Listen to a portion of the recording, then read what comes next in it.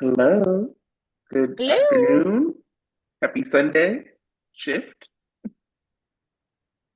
Happy Sunday shifts.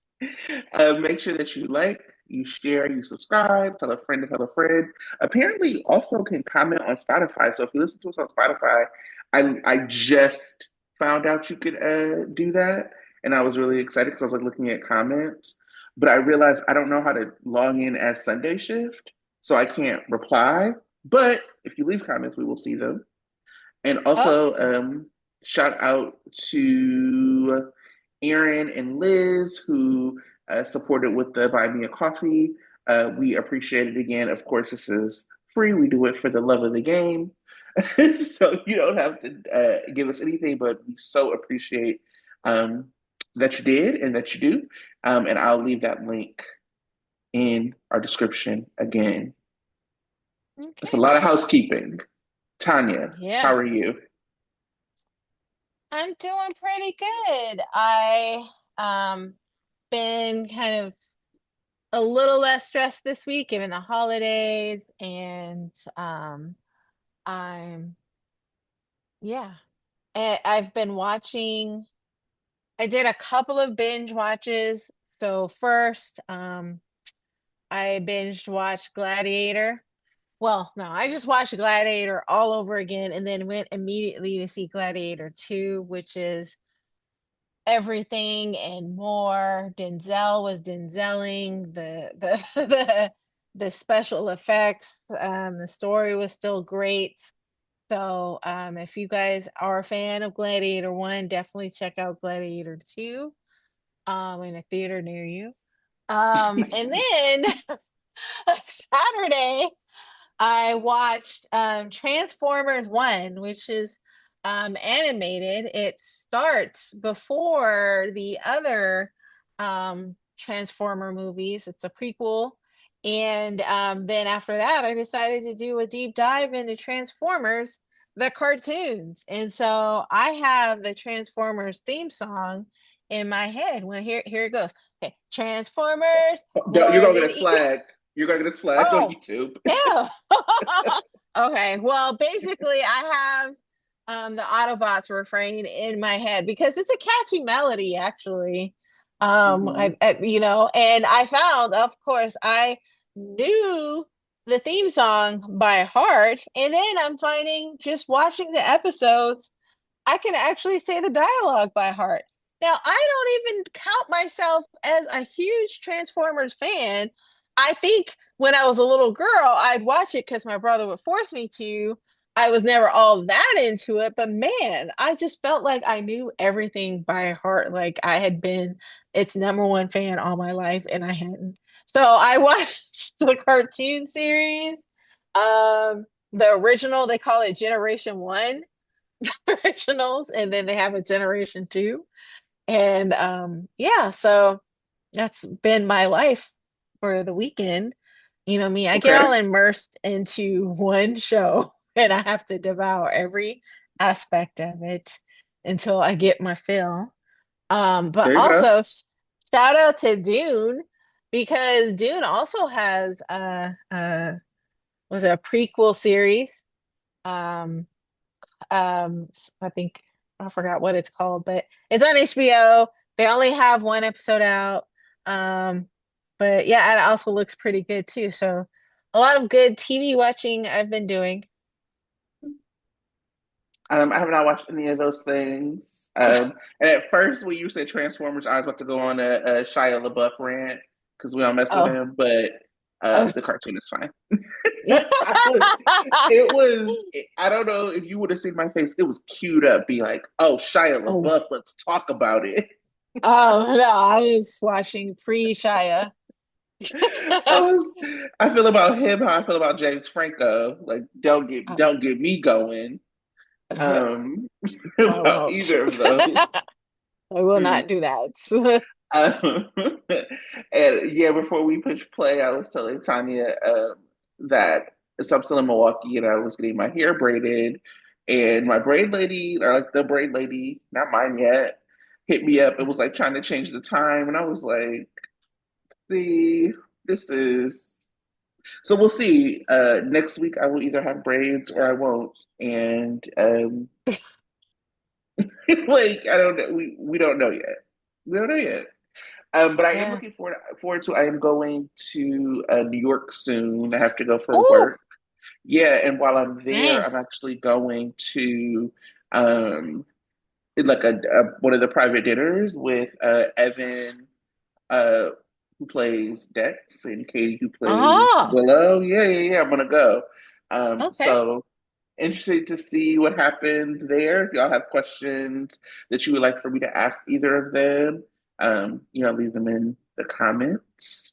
Yeah, so that should be interesting, particularly given this Chad news. Um, so yesterday, randomly on a Saturday, I've actually never seen like casting news happen on Instagram on a Saturday with Chad Duell, who has played Michael since I believe it's 2010, is leaving the show. And he said it wasn't.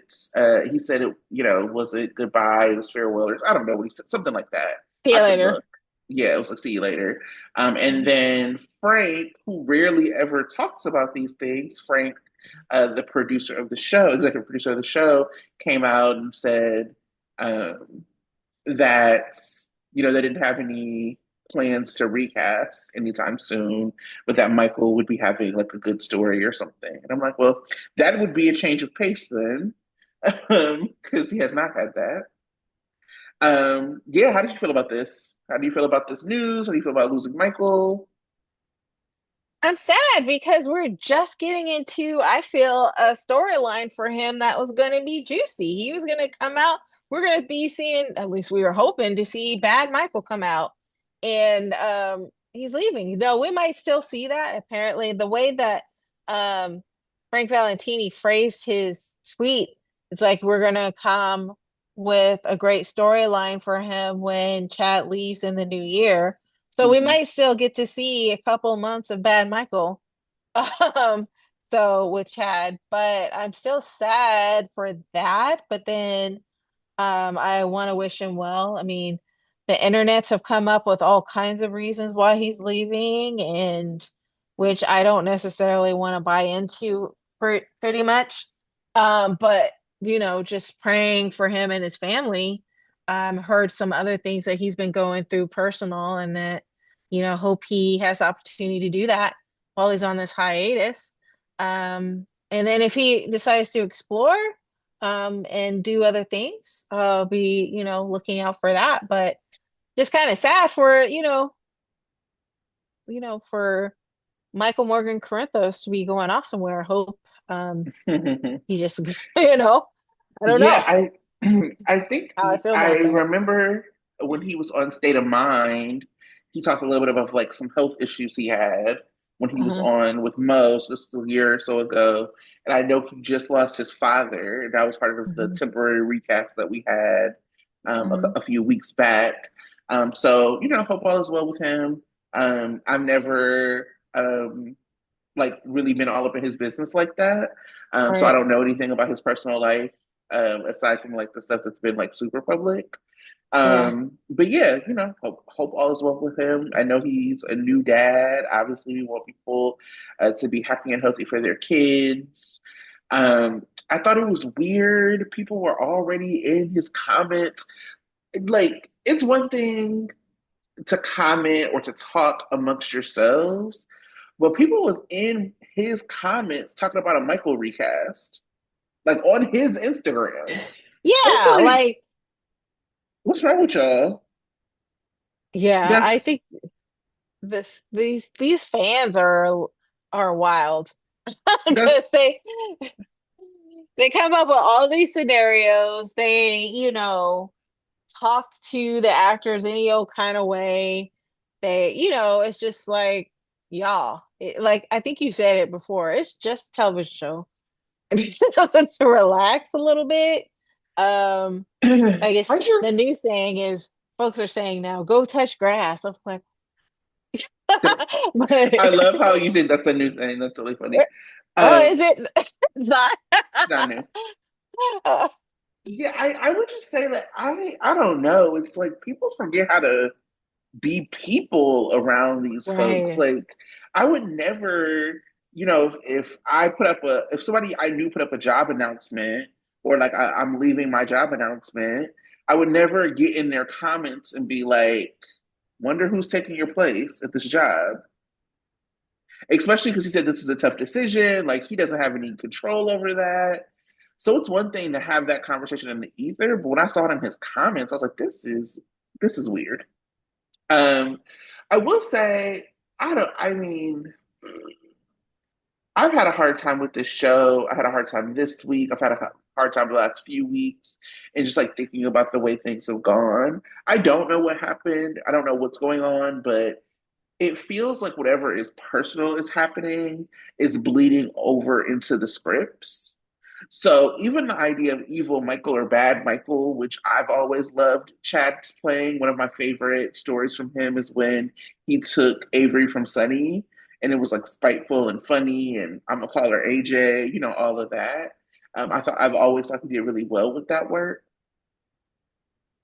To have this situation happen with Willow and then essentially to take it away from him and give it to Jason, um, I just don't know. It's the same thing that we've seen with like Sam and Kelly and whatever is personal is happening. It's bleeding over to telling really poor stories, and I don't get that.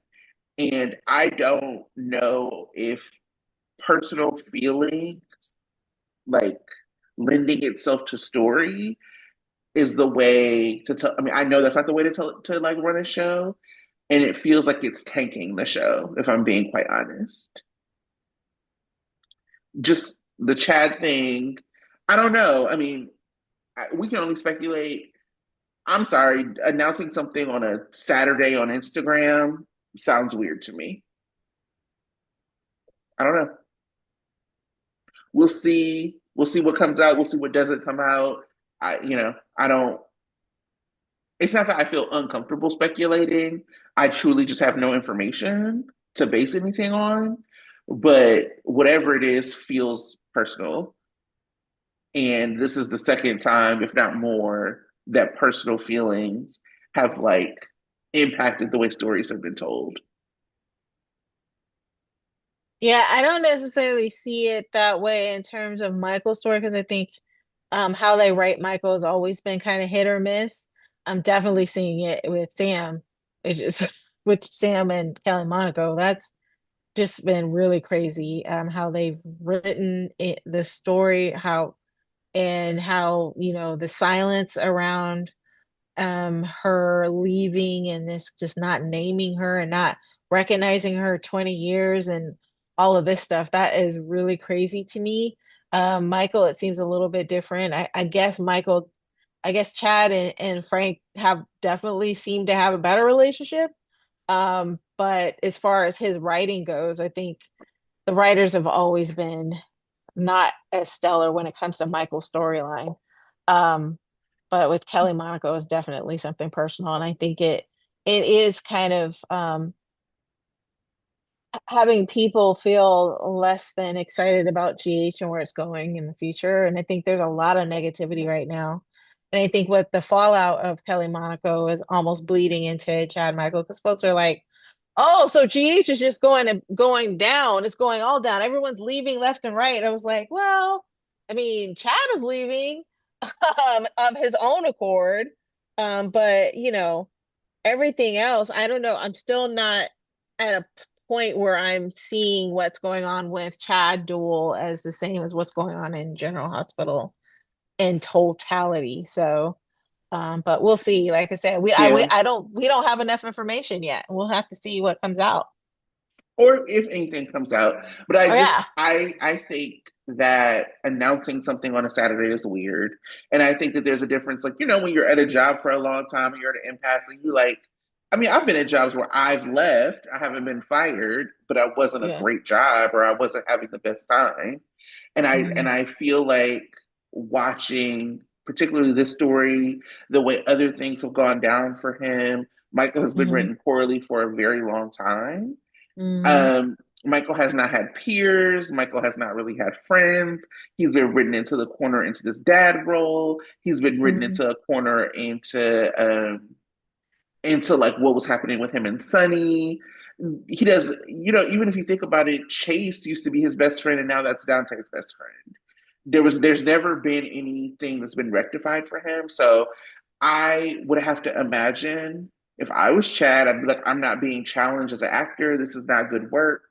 Um, so yeah, I would just have to imagine that to be true for him because he came on with such meaty stuff. He's gotten really good stuff throughout the years. I do think part of the problem with Michael and the way he's written is that Michael has always existed to be a part of the story for Carson and for Jason. He does not really exist kind of on his own to tell his own story or to propel himself as a character. He exists as like, okay, how can we tell more story for those three adults around him? Um, yeah, so I would just have to imagine that it's not the best of circumstances, and it feels like it's impacting the way it's being written. But again, that's where we are with it. Who really knows what's going to happen? And I guess we'll get more into Michael as we talk about the show. Tanya, why don't you give us your performers of the week? Yeah, I guess it would have to definitely surround the funeral. For me, I got emotional a couple of times, but definitely have to give a shout out to Nancy Lee Grahn. But she is a great actress. And she's really had some great scenes at the funeral, before the funeral. Um, I'm not like necessarily liking what her character's doing now, but I have to give it to her. She's really grieving loss of her daughter, and Nancy Lee Grahn is performing very well in that. Um, Also, still shout out to Steve Burton as well. And his son, who's playing, what's his name? Asher? After, Yeah, Asher. Yes. Shout out to that young man as well. Some great scenes along those lines. So, those are the standouts. I haven't really thought that much about it this week. But as we continue on the conversation, I tend to remember other performances that really got to me. So I think that's what might happen again this hmm week. But the funeral, I thought the funeral was lovely, and yeah. What are your thoughts? Yeah, I also thought it was lovely. I would say we could kind of blend this right in, but I Mhm. I loved Bradford Anderson's performance as Spinelli. Oh yeah. Just in general, Spinelli could have easily been a one-note character since he's been there, and Bradford's like charm and his dedication to the character and his Hmm. dedication to the people around him, his kind of generosity as a scene partner. Um, and his generosity of like what he shares off screen has Hmm. really made Spinelli who he is and like created a character to love. Tara, who sometimes obviously, Court Misery guest on the show sometimes, has talked about how Bixie is kind of our like long-term comfort couple. They are our Hmm. longest running kind of legacy pairing that's going on the show right now. So I appreciate that we have that and we have them. Yeah, Yeah, I appreciate. and Yeah, I definitely did also really enjoy Brad Anderson's performance with Spinelli, and his remarks at the funeral did bring out a lot of memories. And just, what he said, if it wasn't for Sam, he wouldn't have Spixie. And so that was it was really beautiful. resonating. It was beautiful. And then I loved Finn. I mean, I've shot him out every week, but Finn Carr as Rocco, just a little Mm, superstar, very talented. I think the show would be wise to if they are going to have another young adult couples like or not couple, but young adult scene to like kind of lock him in and start mm, building around him and around like him and Danny. But he carries it well, getting up there, giving that speech on his own. I just have to remember, like, you have someone who is as young as him. I know he has a lot of credits, which is probably why it's Mm-hmm. a lot easier for him. Mm-hmm. But somebody as young as him standing in front of this room of people, this is not like other young adult characters who are have been on this show, who are embedded in this show and like feel really support. Not saying that people don't support him, but if you think about the difference between like a him and then like what we had with like, for example, Eden or William, these were Mm-hmm. key people who we saw all the time. And so the relationship they have with the other cast is so familial. With somebody like Finn or even Asher, they have not been around a long time. They have not had story written about them for a long time. So these are essential, almost strangers that they have to Mm-hmm. stand up with and like give these like really moving and touching performances. So for me, I'm just so impressed by them, Mm-hmm. particularly Finn and the way he has like shown up as Rocco. So just bravo to him. Mm-hmm. Yeah. Agree. So I guess we can move right into kind of like before the funeral, during the funeral, after the funeral. So we something that I want to, I guess, get to first is at Alexis's house. She's obviously like struggling. Molly and Christina are there. Christina, being Christina, of course, calls the baby Adela again. And then Molly goes outside to Rick remembering her birthday, TJ kind of coming up. How did you feel about all of that kind of scene? Alexis being mad, just all of that kind of mishmash of stuff that happened at Alexis' house. I mean, I was ready not to be on Alexis's side, I guess, when there was previews about it, where she was going off on obviously Rick. But then actually saw the scene and Rick was kind of being an asshole to her. But so I was like, hmm. So I think, if I guess, I mean, Rick going there, wishing his daughter a happy birthday, he could have done that and gone about his way, but he got a couple digs in Alexis, and so she just kind of went back. Um, yeah, I think it was really good. It was okay. I mean, it was just great scenes for Nancy Legrand to have to again show the grief of what's going on with Sam, and for Molly and Christina to also have some scenes with grief, but also having some sort of small reconciliation between each other. I mean, that was before the funeral, and now we're after the funeral, which we'll probably talk about a little bit more. And Ava's trial, there kind of seem to be coming together simply for the sake of going after Ava. I think it was all, I think it was really kind of good preview of, just what usually kind of happens to get ready for a funeral and how the mom gets themselves, reconciled to the fact that, they've lost a child. And, Rick adding drama, Rick adding intrigue, um, Mm-hmm. which is fine. I think Rick Purse is amazing and will always bring it. So um, Mm-hmm. so it was okay. It was good. It was Yeah, I nothing that was. I would like, it's not something that I really thought about in terms of performances. It was just like kind of like the appetizer in a Mm-hmm. meal, you Mm-hmm. know. It could have been in Yeah, some cases the appetizer supersedes the meal, but this time it didn't. It was just a yeah. I was not on yeah. Alexis's side. I thought I look at how they write Molly, and it's frustrating to me that Mm-hmm. she has to, like, she essentially called out how she would have to handle everything. Mm-hmm. Christina has no remorse for calling that baby Right. Adela. Yeah. It's never even any backup of being like, it was like, oops, I'm sorry, you heard me say that. Oh yeah. Nobody has checked her even on a mental health level, if you were calling some like baby like a name that it wasn't, I'm gonna be like, "Are you okay, girl?" And nobody's doing that. It's just like a expected level of disrespect from her. Yeah. Um, I and the baby's only Molly's when it's convenient for her.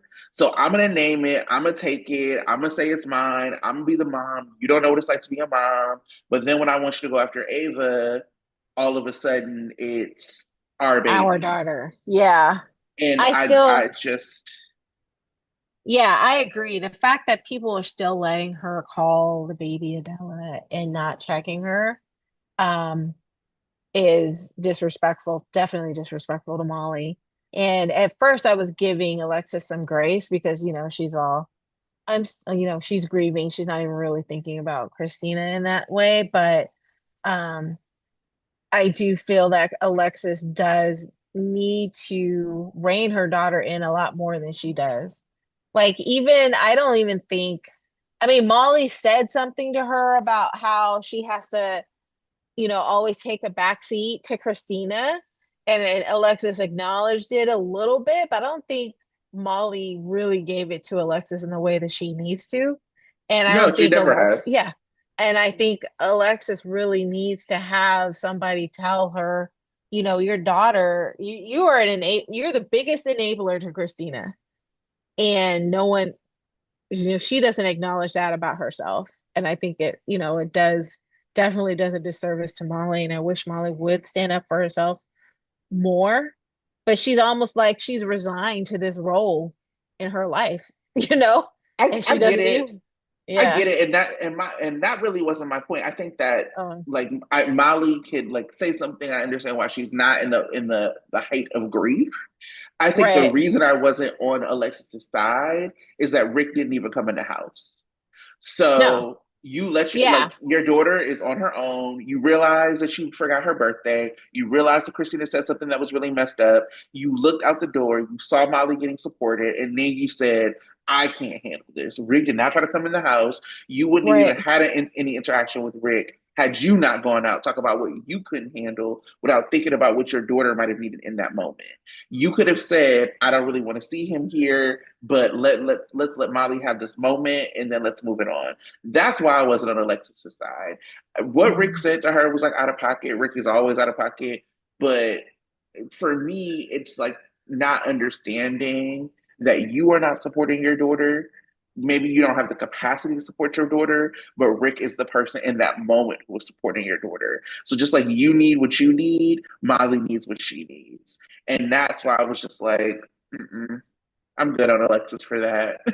Like Why? her behavior has been particularly selfish to me.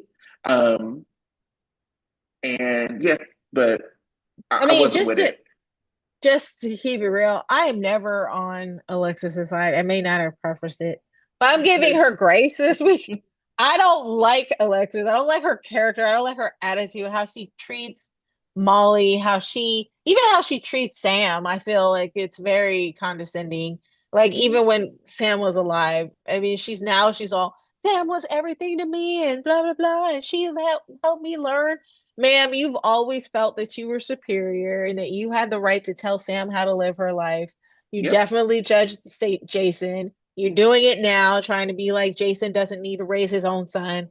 I mean, craziness. Under the guise of Sam wanted them to be together. Ma'am, you know now, if you ask Sam today, she would want her kids to be together, but she would not want to deny Jason the right to raise his kid. I think, so I'm never really, I don't like Alexis at all, but I'm just giving her some grace this week. Mm. Yeah, I think Yeah. I have some sort of grace with her. I even have grace with like the forgetting the birthday and all that stuff. Right. Where it ended for me was to like know that all of that had happened, that Molly Yeah. was going to get air, and then Rick showed up, and then rushing out to then be a Yes. problem for them. And Right. I was like, Right. "Nah, I'm good on you, Alexis." Yeah. So that was what it was. We had the Tolly scene. I kind of don't know what's happening with them. I appreciated it that TJ was there to support her. I Some of it is like writing and storytelling. This week has been sequenced so poorly. Um, but if we're gonna tell a Tolly story, then it should be told. It shouldn't Mm. just be like bits and pieces and we see it when we see it. I would have loved to see TJ have more to say about Sam. TJ has known Sam since he was a kid. Mhm. This is not just the thing about losing Sam is that it's not just the loss of the Davis girls in one corner, which I hate as a phrase, with the Davis girls in one corner and then, Sam's kids in another corner, like in pockets. She has had like she has been there for 20 plus years. Her loss reverberates. And even if I wasn't directly impacted, like TJ should be mourning, Curtis should be mourning. Like there are actual people who have been impacted who are not behaving as if they've been impacted. And that's really weird to me. Mhm. So I don't know. And then we also obviously have Drew um, in the mirror looking at his face. When he called Nina talking about she's a fashion designer and that's why she should do makeup. I was like, who wrote this? What are you Like, talking about? like actually, he should have called Maxie, but whatever. Um, Right, but right. still, it's like Drew as a character just totally sucks, right? I don't I think mean, he's gonna. written into a I don't corner. think right. I don't think he's gonna make any good decisions at all. Even when he did, I mean, he's Scout's father, and he's like, no, Scout's coming with me. Apparently, you don't even tell your daughter that because your daughter's thinking, I'm going to stay at Quartermain.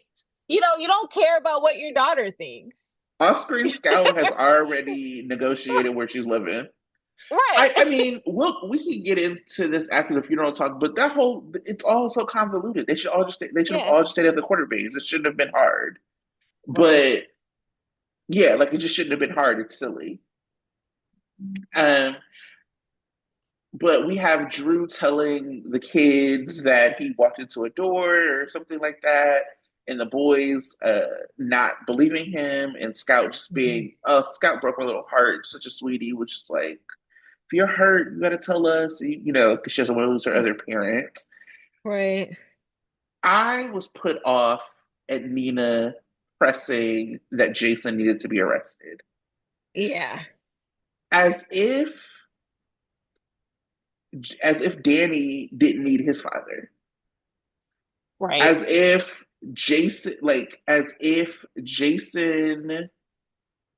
going, like, as if Drew's feelings and what happened with Drew was more important than Danny. You know how myopic she is. She's like really, when it comes to the person she wants to protect, everybody else can just, kick rocks as far as she's concerned. And so, which I think she's setting herself up for another, I like kind of a big fall in terms of what is a real relationship when it comes to Drew. Like she doesn't even know the full story of the machinations he's involved in. And it's just gonna, bite her in the ass again. Um, so she's just stepping into that trap. There's also something, and this is no Yeah. shade to the actress, because I typically don't talk about performances unless we're praising them. But there's something about that like whispery, fake seductive thing that she does that as a character, I'm Mhm. like, girl, this is weird. I don't like it. I want it to stop. I don't want to see it Mm. again. Like the tell me what you did. Like, no, no, no, no. Ugh, it's gross. I hate it. And it's like particularly gross because Drew is gross. And so the two of them together, ugh, it's just, ugh, I hate it. It's like the kind of whispering off. No, no, ugh, gross. Hated it. Sorry, Yeah. sorry, y'all. Like I hated got caught up. it. I got caught up in it. I had to say it 15 times. Hated it. It was gross. Yeah. Hated Uh, it. but yeah, the idea that she even went to Sam's funeral, she was questioning Jason, and this is Right. the history piece. If anybody should not have been at Sam's funeral, Nina, it is you. Right. With the past that you Exactly. and Sam had, disgusting. And to me, moving to the funeral, this is another piece of what I was talking about with whatever is happening off screen, happening on screen. No way Michael shouldn't have had a speech at the funeral. Yeah, that was gonna be my negative spot about the funerals that Michael should have been able to speak. A lot And of to people be were a lot of people were like, Harley shouldn't have said anything. And I was like, okay, but definitely Michael should have said something. Because Michael, I mean, Sam was almost like the surrogate stepmom, you know? yes. So, I mean, she's rescued him time and time again. Like Right. she married him in Willow. Like they were close and have Hmm. always been close. Like, and because of the way the camera work was set up, you barely saw Michael at the funeral at all. You saw Right. more of Nina in the camera at this funeral than you saw of Michael, who was actually like close to Sam. Hmm. That's the kind of stuff I'm talking about. Like, I don't know what's going on, but like it is impacting the way the story shows up on screen. They We showed more of literally oh go oh, ahead. God. They showed more of Drew and his face, which was horrible. He didn't show like he had any concern about Sam whatsoever. No, no, he did not. He absolutely did not. Mm-mm. And I, I'm fine with Carly speaking. I guess I'm fine with Liz speaking. Either of them could have gone for Michael. Hmm. Um, I hated Christina speaking. I will say, I found, and this is like the pockets of grief I was talking about. Even Molly's speech, when you go to funerals, people always talk to the kids. Hmm.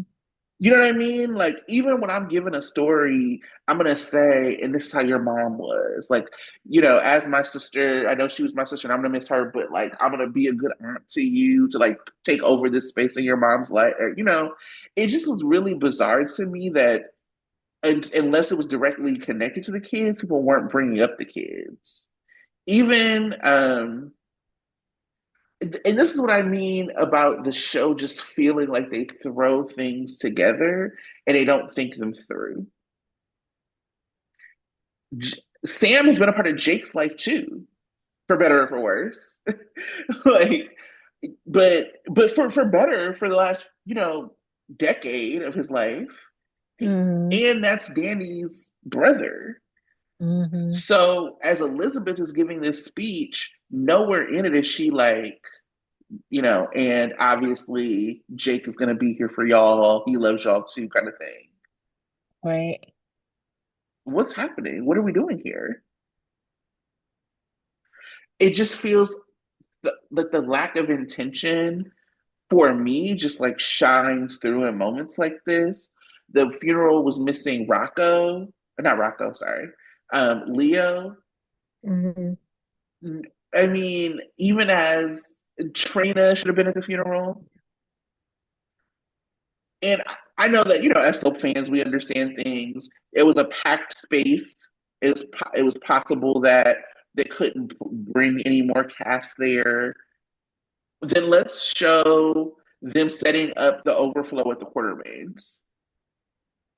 Because this is where everybody's going to come afterwards and saying, they wanted to have a small service, but we're going to have this big thing afterwards. It just didn't feel like it honored what needed to be done to me. Yeah, they didn't have a reception for Sam. Mm-mm, They didn't have a repast. mm-mm, We didn't see her buried. mm-mm. But yeah. No, no. And they could have like even if they couldn't afford to bring back Hudson, there could have been a letter. I'm away at school. I'm sorry I couldn't be there, but Sam was awesome and amazing. Letters read. Danny could say something about Yeah. like the fact that he talked to Jake. That could Yeah. even play into the like I'm so close to Rocco and Scout. I've already Yeah. lost one brother. I'd like to Europe. I don't Yeah. want to lose my other one. Right. Just these are the little bit of intention that can be put in. I don't want to only complain. I know that we've had comments about the play. I don't want to only complain. I do think that there were like really beautiful things. I loved Jason getting up with Danny. Yeah. I thought that was a bit amazing. I thought that Dom did a beautiful job, and he has done a really good job of showing of the grief of Dante, of the guilt that he's been feeling, of Mhm. the kind of not only losing Sam, but the potential of losing this family that they've put together. I think that he's just done a phenomenal job with that. Um, I appreciated the parts of the Carly and Liz piece of it that's like, look how we've grown as women. Mhm. I thought that was really important Yeah. to show that, these women have grown together. It also kind of speaks to the lack of drama that the show sometimes has because it's very like, we're grown up now and you don't have Right. that same conflict. But I did appreciate that. I did think it was a bit weird to like show the flashbacks of them slapping on each other. It's like a little bit of comedy, right? They're like, yes, I'm going to speak nice about her, but I remember when she smacked me silly and slapped the taste out of my mouth. I remember that. Yeah, and then the flashback with Liz, one of my favorite Liz and Sam scenes, where Liz is like, he trusts me, and Sam was like, you got Jason's kid and I got your husband. Seems like a Mhm. fair trade. Like one of my favorite Sam and Liz scenes. My So, favorite, my favorite, which I we haven't seen, but my favorite was when they were on the plane together. oh yeah, that was That really good. was amazing. Yeah, that was really good. Yeah. Um, so yeah, I feel like they you do feel the history of this Hmm. character and the loss Hmm. Hmm. and what she means to so many different people. Um, it was interesting to have Curtis. I don't know, maybe part of what I'm feeling is that they could have just done a full day of Sam's funeral. Yeah. Um, or like even if we had like a repack situation, we could have seen more people getting ready for her funeral, so that we could have seen like the kind of Liz and Sam scenes not during the Hmm. eulogy, but as Liz is like thinking about like maybe even like looking at a letter from Jake or something like Yeah. those little pieces I think could have been done better. So it is like the writing and a little bit of that, but I don't have any complaint. The performances, as always, were really phenomenal. Yeah. I agree. Um, Poor Lucas couldn't be there for I getting cussed out actually, by Danny. yeah, I actually liked the scene that he had with Ava. I Yeah, mean, they're great obviously, together. yeah, they're definitely great together. And you know, they talked about Julian. No one's thought about Julian, no one cares about Julian, but they bring him up in a way that's like almost as, like why can't they do that with other characters that are on the show that are meaningful to Sam, you know? And Yeah. so, yeah. But I thought those scenes were great. I like that. Hmm. And I'm Has glad that there? he finds some connection together in some way, shape, or form. I think Ava's there to remind him that yes, he's a Jerome just as much as he's a Spencer. So Hmm. yeah. Has there been a better recast? The recast of Lucas? I just feel like he's so seamlessly fit in with everyone. Hmm. He's so good. Yeah, he is. Like we don't even we've had like one scene or two scenes with him and Sam, and we still feel the loss. He obviously, I know it's like the history they have from the As the World Turns, maybe, but him and Hmm. Ava, like I think that that's probably why they have them in so many scenes together because of that history between the two of them as actors. But Hmm. their chemistry so good. Hmm. He just is. I mean, I love him in Maxie, just I have nothing but praise for that actor. He's so good. He fits in so well, and makes you forget he's a recast because he's so natural.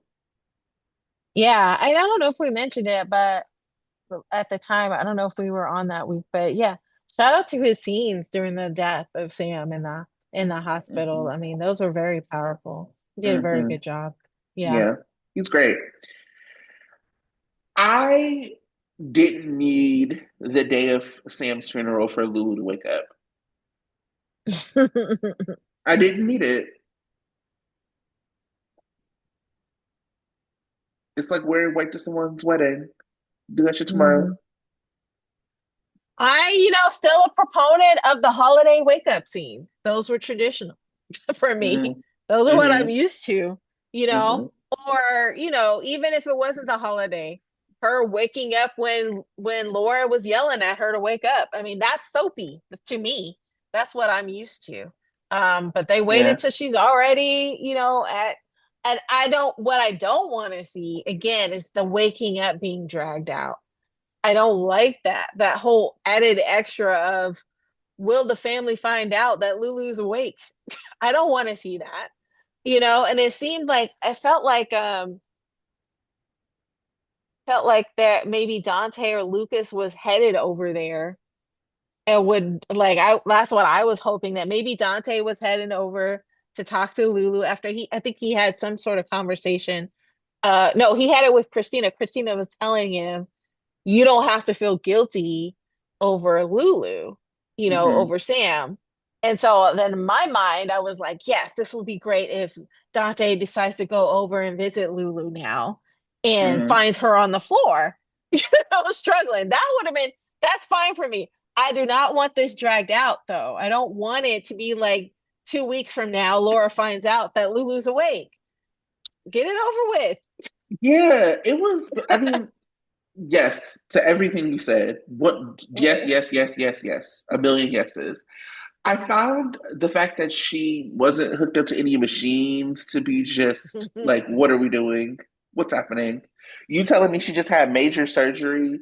So let me be clear. Let me be 100% clear. Okay. So Sam was supposed to have been in the hospital for a week. Healthy Sam, who was a donor, was supposed to be in the hospital for a week.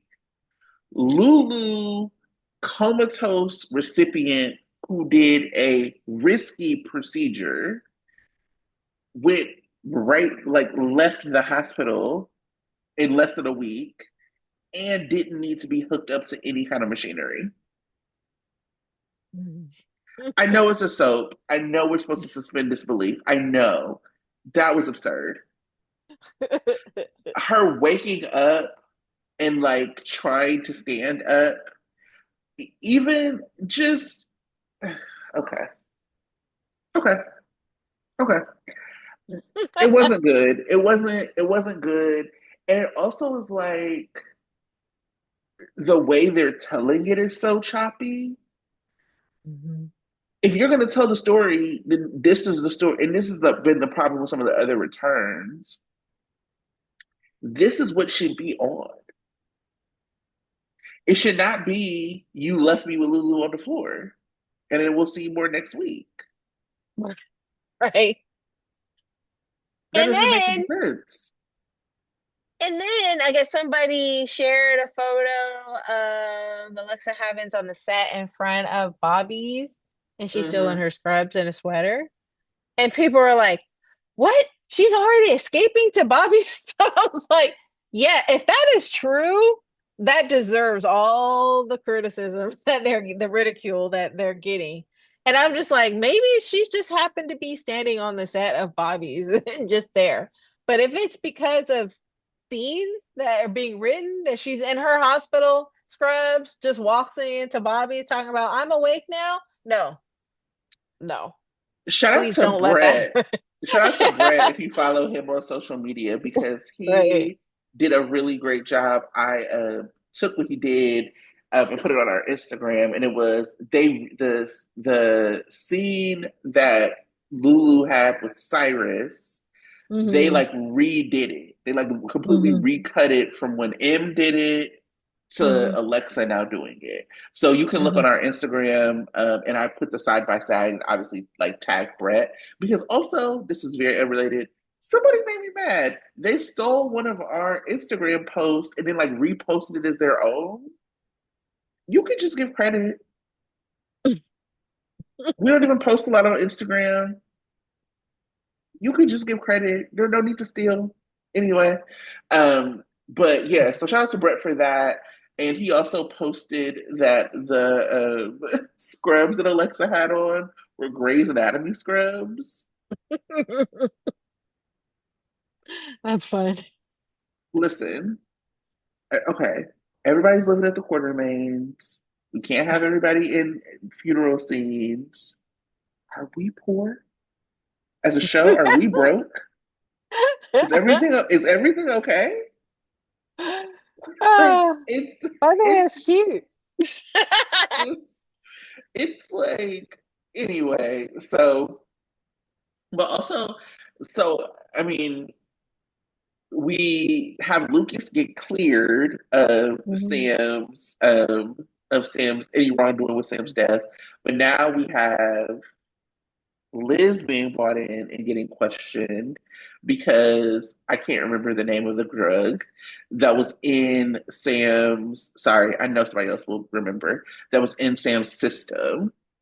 So the Mhm. thought, I think, the fan theory is that Cyrus did it, but I do Why? wonder.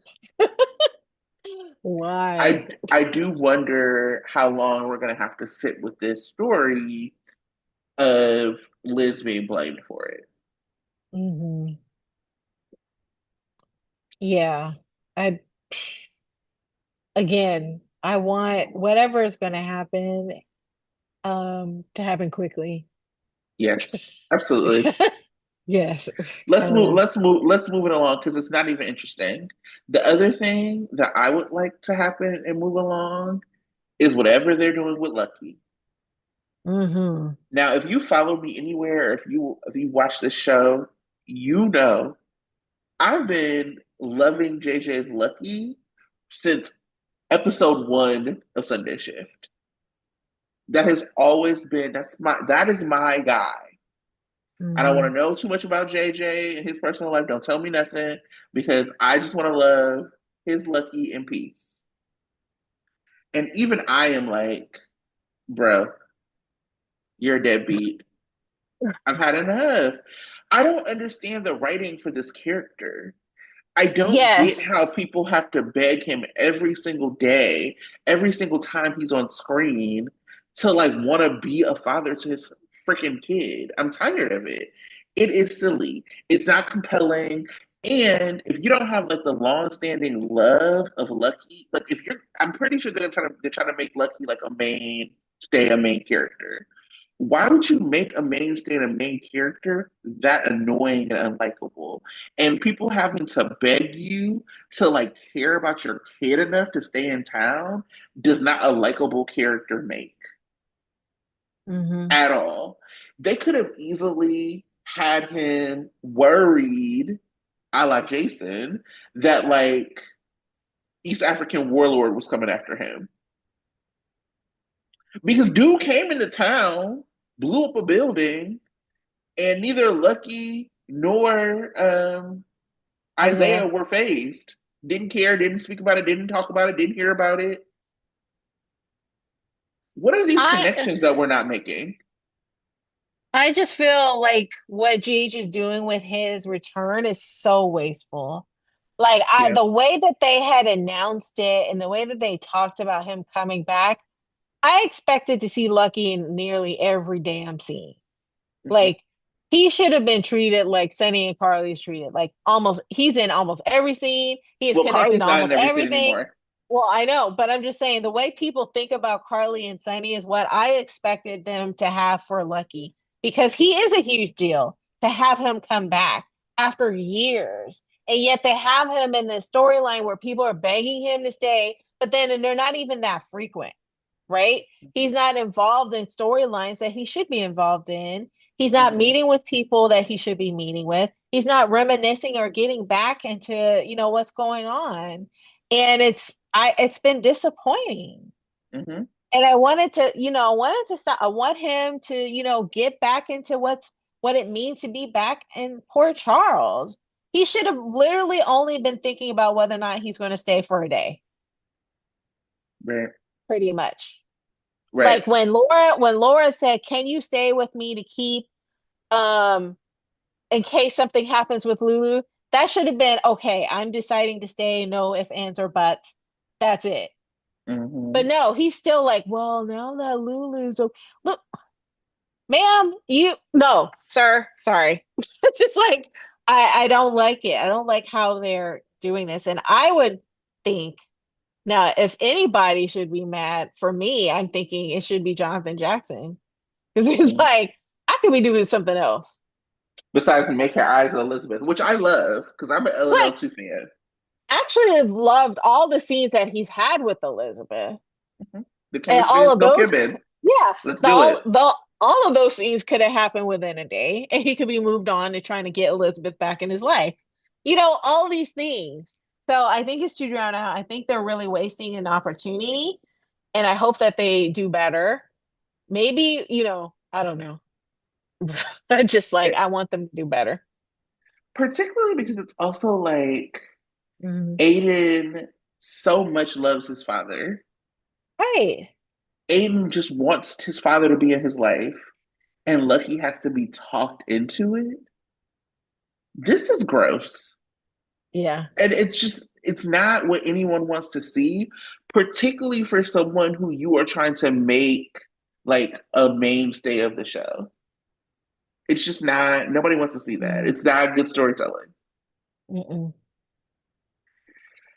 Um, Custody arrangements. So we find out that Sam in her will or wants the kids to go to Drew.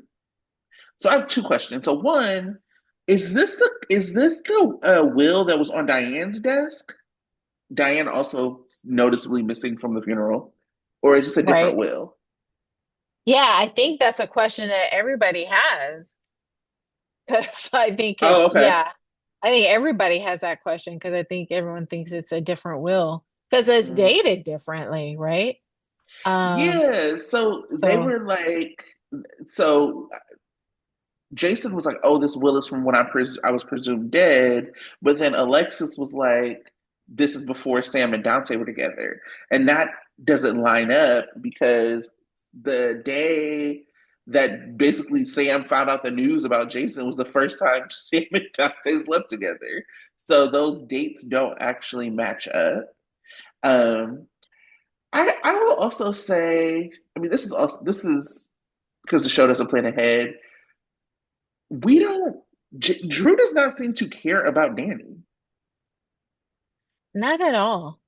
And before I get even actually into that point, I also want to point out that Alexis looking at Sam's will is not official.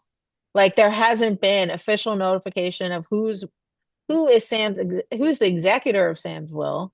There hasn't Mm-hmm. been official noticing or anything like that. So Alexis looking at the will and starting to have conversations is not actual the official decision from the courts or whoever about what Sam's will is or the official reading. So she's being very presumptuous and having these conversations in the first place.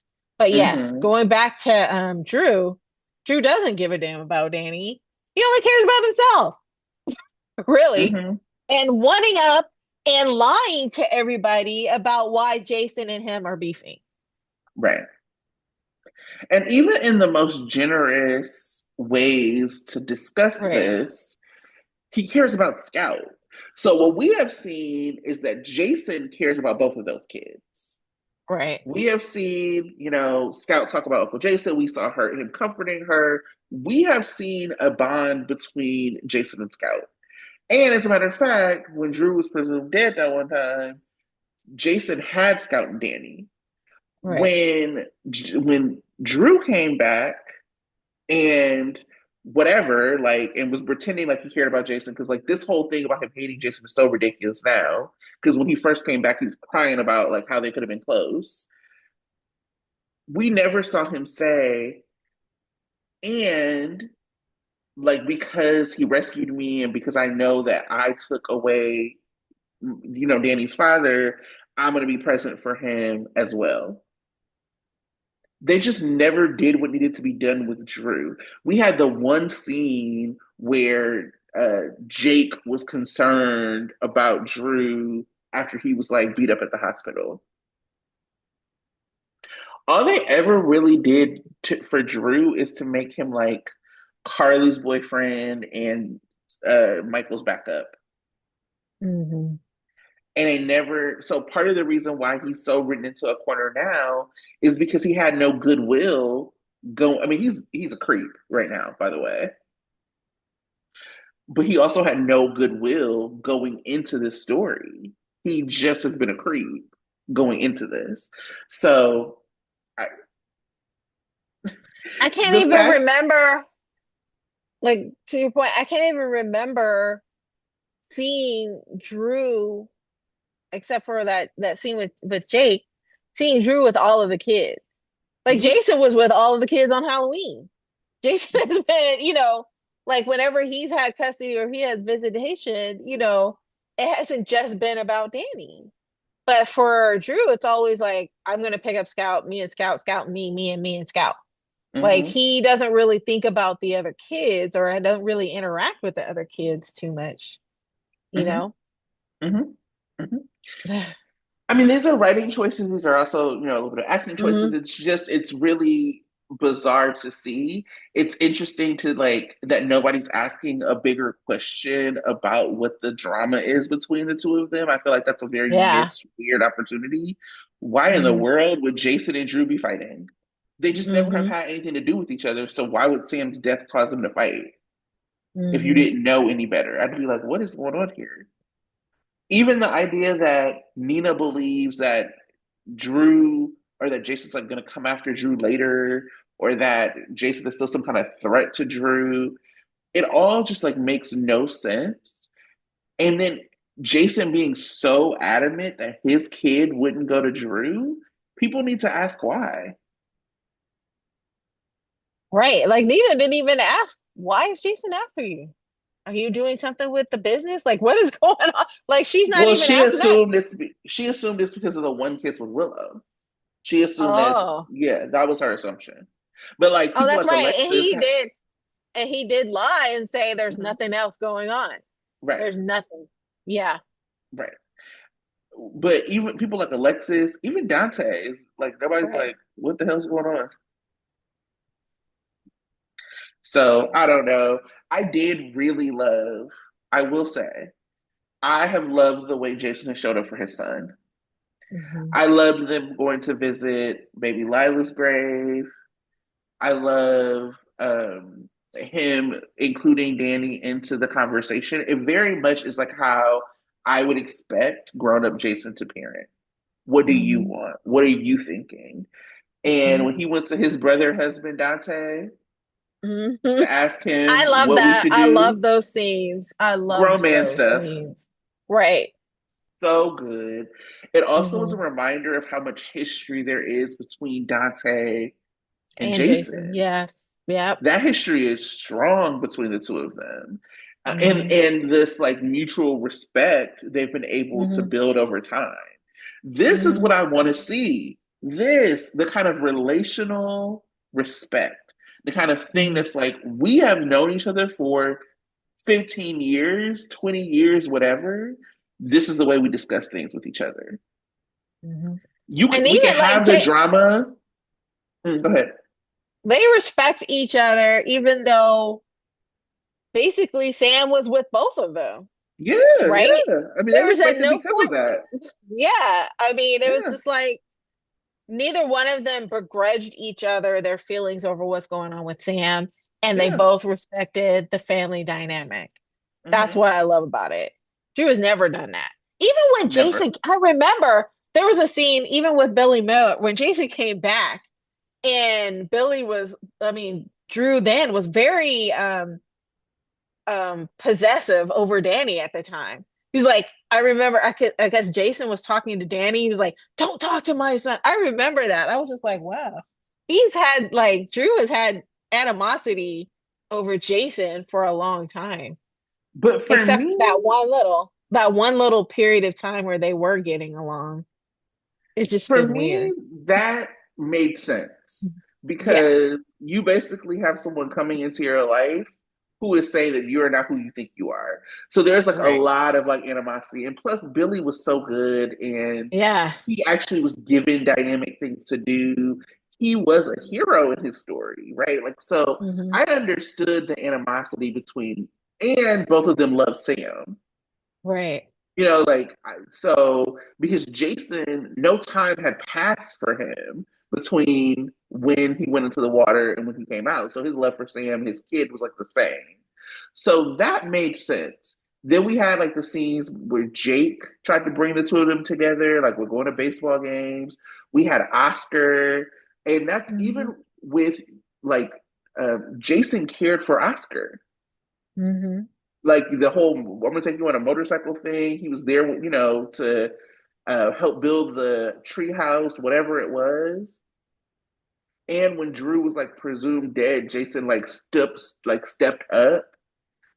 None of Jason this is is what just Drew, Jason's just good with kids.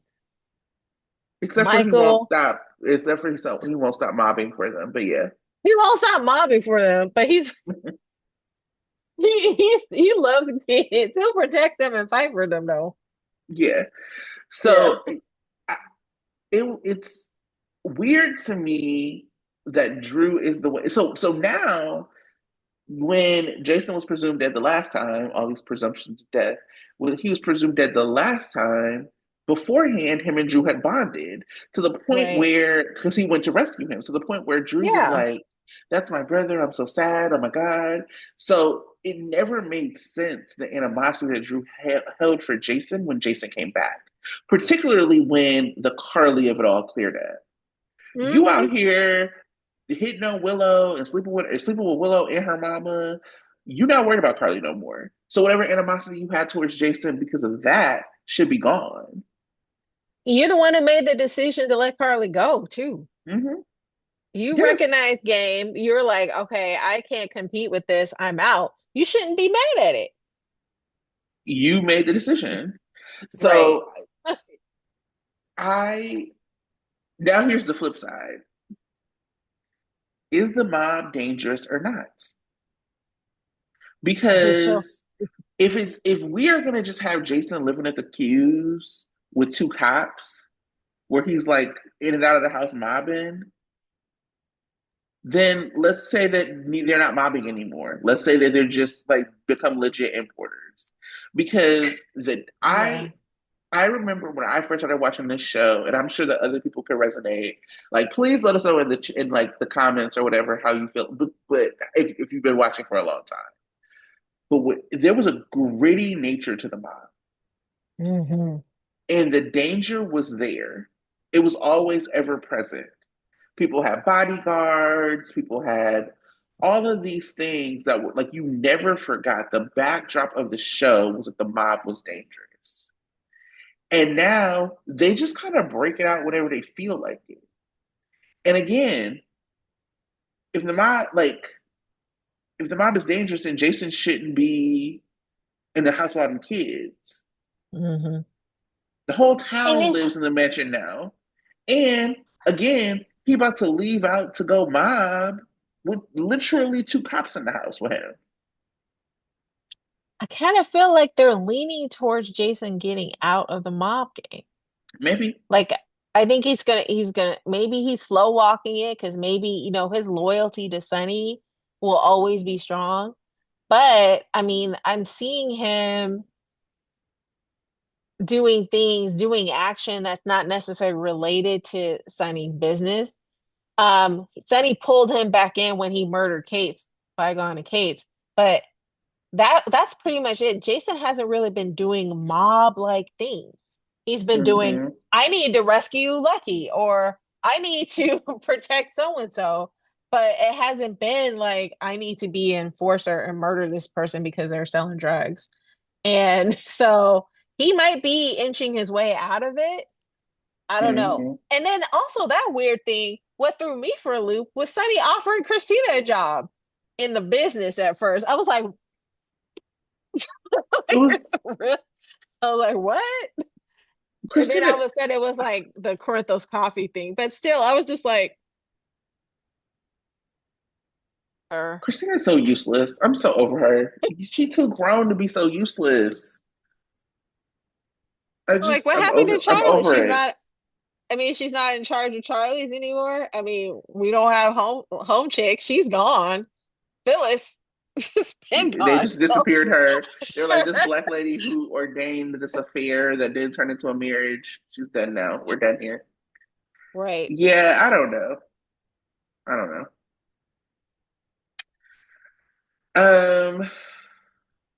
Let's talk about Trina and Kai.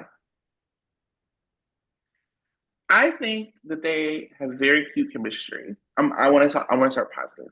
I think they have very cute chemistry. I think I like their banter. I Mm. like the idea of expanding the young adult scene, and I'm gonna give it a chance. That's all I have to say that's positive. What do you have to say? I think they're cute too. Yeah, I Yeah, think they're I very think cute. very cute, and I like how he's surprising her, and and giving her, letting her be a little bit more open-minded about him. I didn't like how people were mad at Trina for being mad at him on the internet. They were all Oh like, "Why God, is I she never see like that. what?" Oh no, folks were being like, Why is Trina yelling at him in public?" I'm like, "What are you talking about?" Or why is she so angry at him and all this stuff? I was like, she has the right to be angry at a dude who's missing his assignment and messing up her grade. But I mean, she's calming down a little bit. She's being open-minded and learning about him. I like it. I think it's cute. It's definitely meet cute. I'm looking forward to seeing more scenes. I'm looking forward to hearing more about his background a little bit. Um, I like it. I don't like Geo being in the mix. I still don't understand what his purpose is. But You uh, know what? That's so interesting because I really liked Trina and Geosteins this week. I no, I thought, mean, I think they were good. I just didn't like that they occurred. You know? oh yeah, I mean, I liked it. I Yeah, thought it was fine. I yeah. think I don't know what they're doing with Geo. It's interesting to me, just in general, like they haven't done a good job of introducing or investing in any character unless they are like outright doing it. So Geo Mhm. doesn't offend me more than anyone else. Now, if we broke, he could go. If we ain't got no money, he could go as a show. You Well, know, who is he? But yeah, I don't know why people pile on Geo in this way. Again, it's because to me nobody has a like. There's so many people who don't have purpose. He just is another one of them. I will say what I don't like is the really childish nature of this storyline. Jocelyn and Trina and all of the like Trina and Jocelyn specifically should now be essentially aging out of college. So this is like the first time in a long time I've seen a set of young adults like actually finish the whole like go through all 4 years of school. And I say that to say that like they should be making room for the excuse me for the next set of young adults and moving into more adult storylines. And what they're giving me now is very like Friday Night Lights. It's very like Remember the Titans. It's very high school. Um, and I would prefer if Kai was like, you know, somebody who was in the art world with her. And like this, and like she was moving into her art thing as opposed to like just like we could just move them through college. We never see them in class. We never like we can move them. Them turning Jocelyn into a groupie, disgusting. Move it out of here. I hate it. I do not want to see Jocelyn being a groupie for football. We've never heard her talk about football before. And I think that just like very personally, because I am a football fan and I went to like I went to like a Big Ten town and all of that. If Port Charles was a football town, we would have known. And I know that you make things up for the show and you make things up for whatever. This is a reach. It's unnecessary reach. I don't want to see it. It actually would have been more interesting if Kai was like a baseball player. because at least we have a history of people in this town caring about baseball. But now we're supposed to like make up people who don't even know how hospitals work because they got people off ventilators and comas. Now have to like figure out how college football works. Eh. And it's also convoluted because Trina's very smart. She doesn't need Kai for her grade. She could just do the project. The time that she spends being mad at him and fussing at him, she could just do. So I don't know. It feels childish to me. I want them to like grow these characters up, considering all they have been through. And yeah, that's my complaint about that story. But I will give them as a couple a chance. I think they're very cute. I like them. It's the story around them I don't like. Yeah, I mean, I don't mind the story so much. I do think they have been involved in heavier situations, and they could graduate to more, or they could just be, adults. They could be in college, which is also fine to me. I think sometimes. But and I don't necessarily need the person that Trina's with to be in art as well. But because there's been like, I don't know what I think. Why does this story remind me of uh, Best Man, the storyline between Lance and Mia. Like Lance was a big football guy and Mia wasn't. She had her Oh own little yeah, thing, but then she had her yeah, affair. But anyway, yeah, I just yeah. like that kind of thing. I think it's cute. I mean, anyway, I'm just rolling with it just to see how it is. I like it. I am enjoying it. But if they're gonna do a triangle between Gio and Trina, I guess I think that's better than what Gio is doing now. He's not doing anything. He's kind of like a sidekick to everybody. Randomly playing the violin at Sam's funeral. I was like, what are I you feel doing? like GH has somebody musically inclined all the time, whether it was Hat Daddy or you know, and just somebody is in there doing music, somebody's in there singing, somebody's in there doing something. Hmm. And Gio's now the musician of the show. And then that's his Yeah. And I want to be clear. I want to be clear. My Yeah. problem is not with Trina and Kai. I think they're very cute. Yeah. I'm ready to like support Trina and Tabiana and like her pairing. It's not Hmm. that. I think it's overall just like what they've done with the young adults. Let's Hmm. let's move on. You actually limit their story when you have them still be in college. You limit their story when you have them like fighting over group projects and that being like the thing.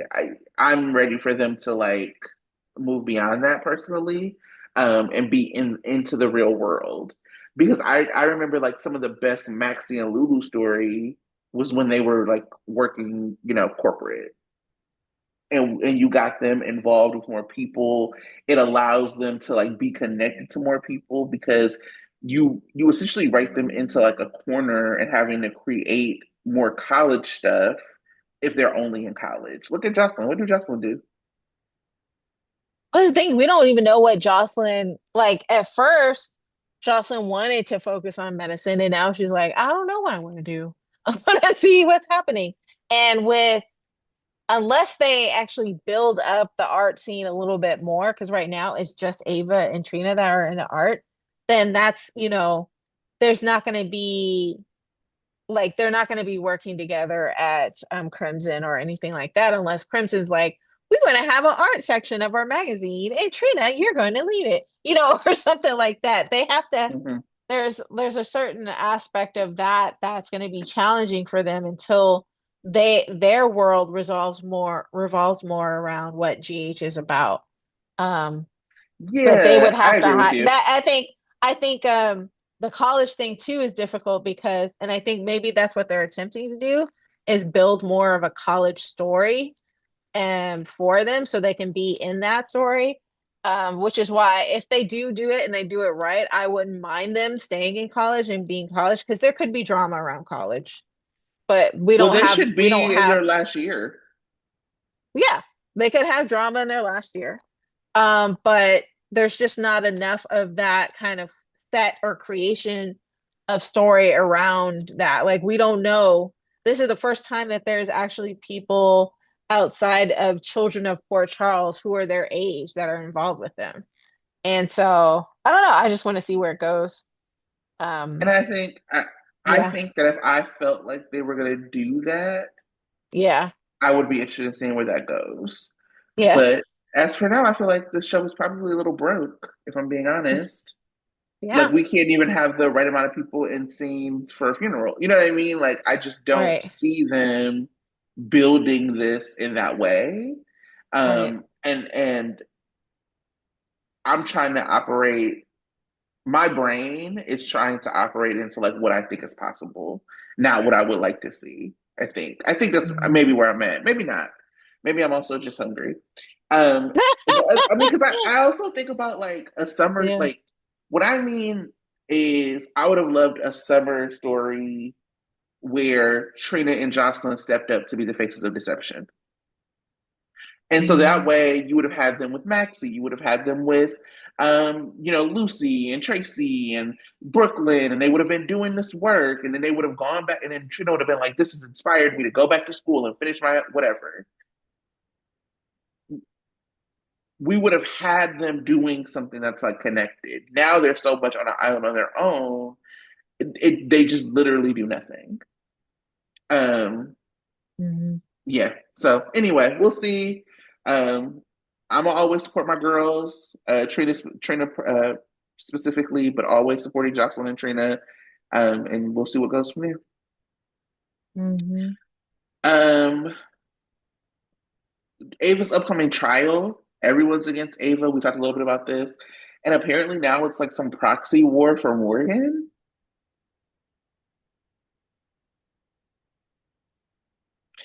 and nobody's brought up Avery not once. Well, I think Rick has been preparing Ava for that conversation, right? Because like I think the first conversation they had about the trial in the restaurant, he was like there was some question that he asked her and he brought up the whole Morgan thing. And then that's when she came up with her trial speech Yeah, yeah. saying, so he's been preparing her for it, but now everybody else is banding together to be against Ava because of Morgan. That does seem a little bit contrived. Mm-hmm. Um, I did appreciate the fact that Christina finally thanked Joss for saving her life, but I also feel like it's a little manipulative because Yeah. you didn't care, like you are only thinking to thank Joss now because you want Joss to be on your team, Mm-hmm. you know? So yeah, it's weird. It's And also like annoying because we know Ava didn't do anything. right. So you have Jocelyn, like she said something to Trina about Ava, talking about with Kai, like, oh, you can't forgive. You can give Ava Mhm. these chances, but not this football player. Also dumb, like a dumb comparison. But Mhm. then, yeah, like now she's with now she's with Christina, and now she's like, oh, Kai, or Ava. It just, I wasn't interested. We'll see. I mean, let's move along with this. I know that that's next week. I hope that it ends. Hope Christina cries. And then also, I thought that Rick was pursuing the video, who like how it was taken, who it came from and stuff. I hope maybe it seemed like that kind of line of questioning was dropped, but maybe it won't be. Maybe he'll find something out. I fully believe that Ava's gonna get off. Oh, I'm confident. the Yeah, pictures. the pictures. I'm confident in Rick and confident that Rick will win.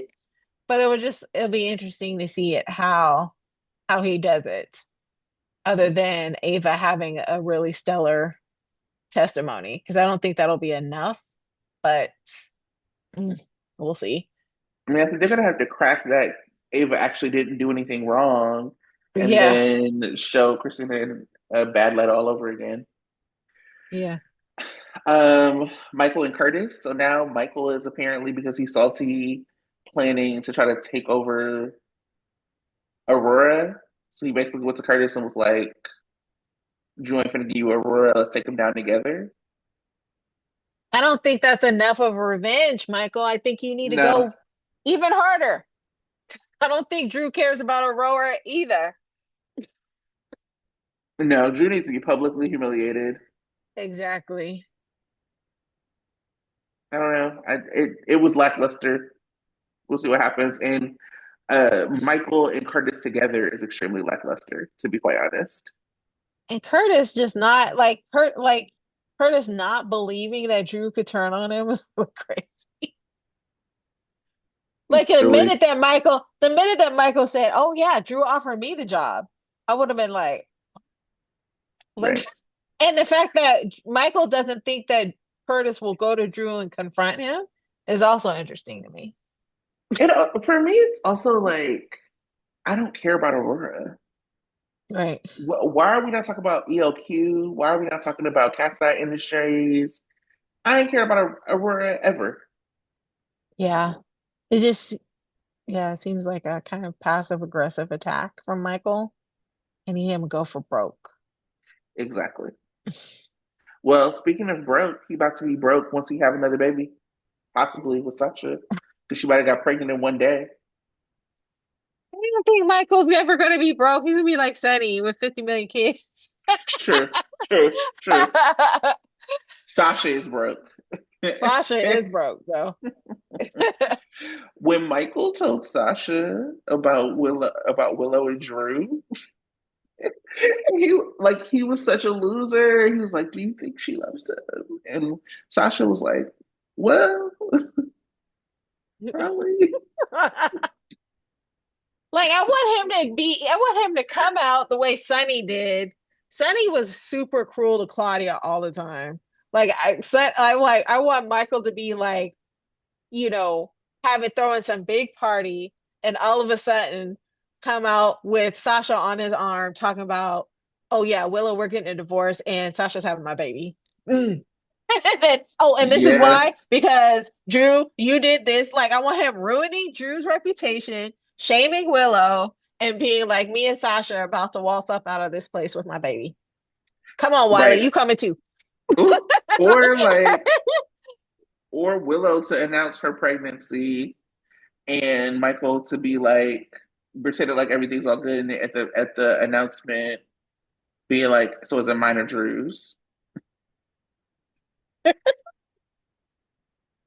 Oh, yes. Come to Uh, us, GH writers. We can do this for you so much better. yeah.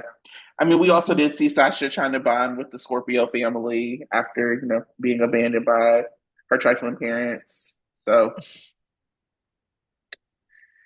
Robert, Mac, rescuing somebody else's kid again. right, right.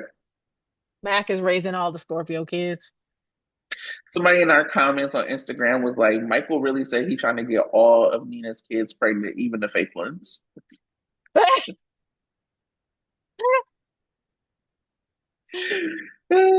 Like he trying to do a hat trick with Silas Clay's daughters, even the fake Yeah, ones. even the fake ones. Um, but yeah, so that is what I have for the week. I've already said all my hot takes. Do you have any hot takes? No, not that I can think of. I just shout out to Dominic Zimbardo because I love you. There you go. So previews for the week ahead. We only have 3 days next week because of Thanksgiving. Hmm. So Monday, Ava's trial begins. Christina takes the stand. Michael makes a move against Drew. Lulu takes a risk, and Curtis opens up to Jordan. Get a job, get away from her. Hmm. Tuesday, Lucky is eager to help Elizabeth. Dante testifies at Ava's trial. When I said, okay, so this is really quick. When I said that nobody's brought up Avery, I mean that nobody has like talked about the way that like Avery is their sister and like what this would mean for her. So I do wonder if that's going to come up at the trial. Hmm. Rick has a trick up his sleeve. Cody assists a stranger. A lot of people think that stranger is going to be Lulu. Though Lulu should not be a stranger to Cody. I mean, kind of, but he should know she what is. So we'll see. Yeah, because And he gave his then, confession. He gave one of those deathbed confessions. He mhm, was all up in the hospital with her, which mhm, I questioned, like why, but he was mhm. there, so he should recognize her. So yeah, but she won't recognize him. So there's that. Right. Sasha confides in Maxie. Eh. Wednesday, Lucky confronts Cyrus. Rick calls Molly to the stage. Maxie and Spinelli are in for a shock. I'm imagining that shock is probably going to be Lulu. Brooklyn and Chase have a heart to heart. Lulu Mm, sees a familiar face. So that's Maxie. it. I'm guessing that whatever Thanksgiving is going to be, like those episodes are going to be after the actual Thanksgiving holiday. Mm. Well, we shall watch these 3 days and let you know. Make sure to like, comment, share, subscribe. Tell a friend about us. And we will see you next week. And the turkey days, all about the turkey. Bye.